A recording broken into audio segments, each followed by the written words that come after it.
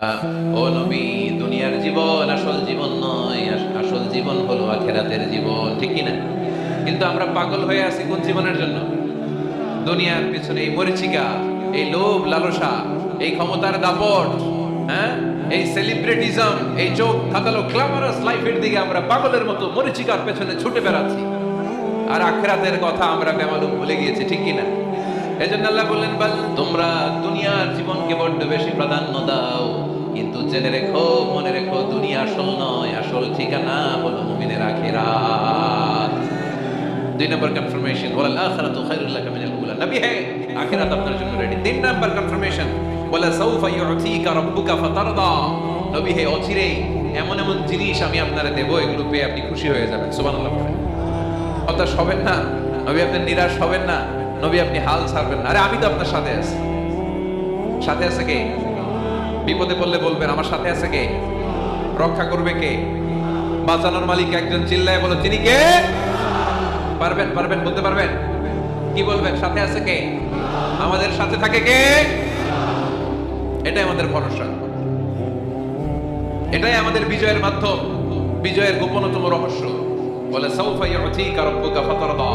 নবী হে, অচিরেই এত এত জিনিস আমি আপনারে দেব, আপনি খুশি হয়ে যাবেন। সুবহানাল্লাহ পড়েন। যেখানেই নবীর মন খারাপ, সেখানেই আল্লাহ তাআলা এমন কিছু নবীকে হাজির করে দেন, ওইটা পেয়ে নবী খুশি হয়ে যায়। কারণ নবী হচ্ছেন আল্লাহর বন্ধু, হাবিবুল্লাহ। ইব্রাহিম আলাইহিস সালাম, উনি ছিলেন খলিলুল্লাহ। ইব্রাহিম আলাইহিস সালাম আল্লাহর কি ছিলেন? কথা বলেন, খলিলুল্লাহ। আর আল্লাহর রাসূল সাল্লাল্লাহু আলাইহি ওয়াসাল্লাম হাবিবুল্লাহ। খলিল মানেও বন্ধু, হাবিব মানেও বন্ধু। খলিল মানে এমন বন্ধু যেই বন্ধু আল্লাহরে খুশি করার জন্য কাজ করে, আর হাবিব মানে এমন বন্ধু যেই বন্ধুরে খুশি রাখার জন্য আল্লাহ নিজেই কাজ করে।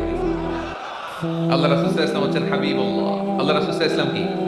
হাবিবুল্লাহ। যেখানেই আল্লাহ রাসূল সাল্লাল্লাহু আলাইহি ওয়াসাল্লামের মন খারাপ, আল্লাহ রাসূল সাল্লাল্লাহু আলাইহি ওয়াসাল্লামের মন ভালো করে দেয় কে?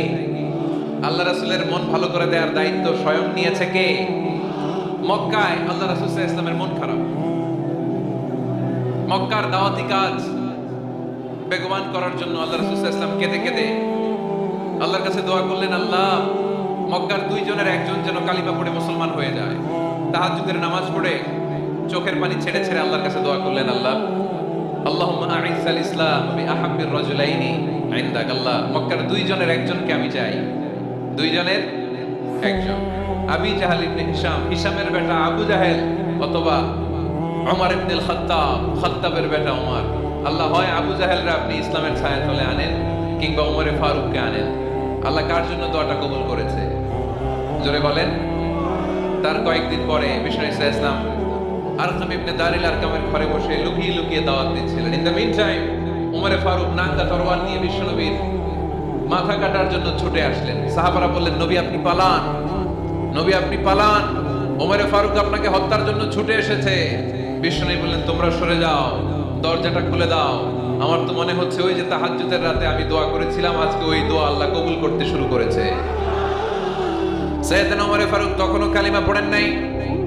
দৌড়ে এসে আরকাম ইবনে আবিল আরকামের ঘরের ভেতরে ঢুকে তলোয়ারটা জমিনের মধ্যে রেখে দিয়ে আওয়াজ করে আঙ্গুল তুলে বলতে আরম্ভ করলেন, আশহাদু আল্লা ইলাহা ইল্লাল্লাহ ওয়া আশহাদু আন্না মুহাম্মাদার রাসূলুল্লাহ। সুবহানাল্লাহ পড়ে কালিমা পড়ে মুসলমান হয়ে গেছে। বিশ্বনবী খুশি হয়ে গেলেন। ওয়ালা সাউফা ইউতিকা রাব্বুকা ফাতারদা। নবী, যখনই আপনার মন খারাপ, আপনার মনকে আমি ভালো করে দিব, আপনারে খুশি করে দিব। চিল্লায় পড়তে হবে আল্লাহু আকবার। বিশ্বনবীর মন খারাপ ছিল, হঠাৎ সাইয়েদনা ওমর ফারুকের ইসলাম গ্রহণের মধ্য দিয়ে বিশ্বনবীর মন ভালো করে দিল কে? আল্লাহ মন ভালো করে দিলেন। এবার ওমর ফারুক বললেন, ইয়া রাসূলুল্লাহ, এই যে কোরআনের বাণী আপনি প্রচার করেন, আলাইসাল কোরআনু কিতাবুল হক, কোরআন কি সত্য কিতাব নয়? আপনারা আওয়াজ করে বলেন তো, আমাদের কোরআন কি সত্য কিতাব নয়? ইসলাম কি সত্য ধর্ম নয়? আল্লাহ কি আমাদের সঠিক রব নয়? 3টা প্রশ্ন করলেন বিশ্বনবীকে। আপনাদের মতোই বিশ্বনবী বললেন, হ্যাঁ, কোরআনও সত্য, ইসলামও সত্য, আল্লাহও সত্য। এবার ওমরে ফারুক বললেন, ফাফিমাল ইখতিফা। নবী, তাহলে লুকিয়ে লুকিয়ে দাওয়াত দেন কেন? লুকিয়ে লুকিয়ে ঘরের ভিতরে কোরআন পড়েন কেন? আজকে থেকে আমি ওমর আপনার সাথে আছি। সুবহানাল্লাহ বলতে পারলেন না মজা করে? আমি ওমর আছি, দেখি কে আপনারা কি করে। বের হন ঘর থেকে। ঘর থেকে বের হয়ে প্রকাশ্যে দাওয়াত দেন। বিষ্ণু বললেন, না ওমর, এটা মাক্কি জীবন, এখানে গোপনে দাওয়াত দিতে হবে।